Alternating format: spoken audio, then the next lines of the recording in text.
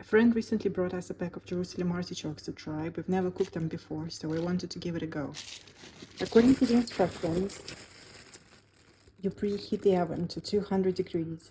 Wash the artichokes before use. Cut them into even-sized pieces. Then you want to heat 4 tablespoons of oil. It says vegetable oil in a roasting tin. I'll use extra virgin olive oil. Add the artichokes and turn on the hot oil. Bake on the top shelf of the oven for 20 to 25 minutes until tender. Turn occasionally.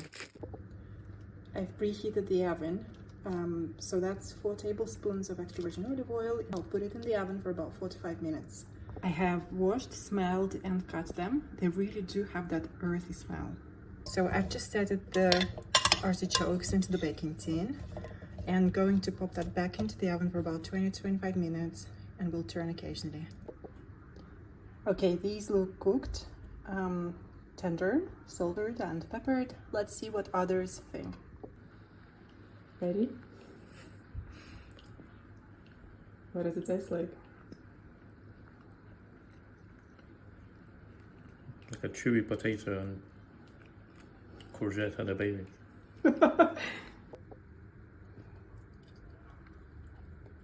Yeah, I actually like it. Because a friend took the time to bring them to us, it felt different. It wasn't just another item on a shopping list, it had a story. It came with a suggestion, a bit of shared curiosity, so I decided to finally give it a try. And this is in line with studies which find that social factors can have a big impact on dietary selection and eating. So that was the experiment, and it got me curious, so I started looking into it a bit more. And what I found was interesting.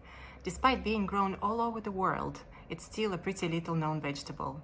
It is resilient. It can grow in a variety of soil types with very little fertilizer. And nutritionally, one of its main features is something called inulin, a type of prebiotic fiber that can be really good for our gut bacteria.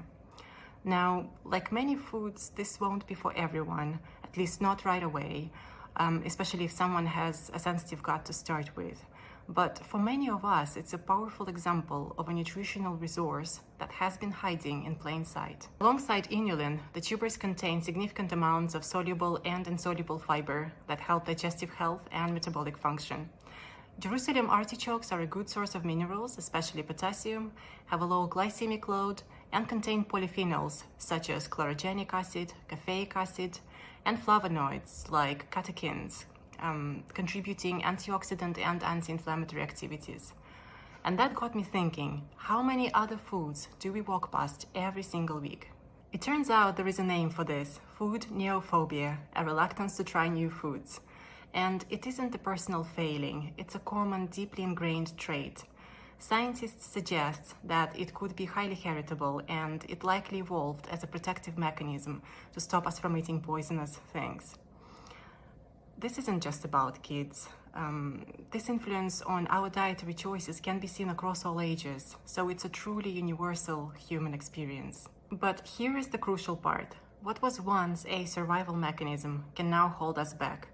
In the modern world, where many of us, though certainly not everyone, and this remains a pressing global problem, have access to a variety of safe foods, this instinct can lead to dietary monotony.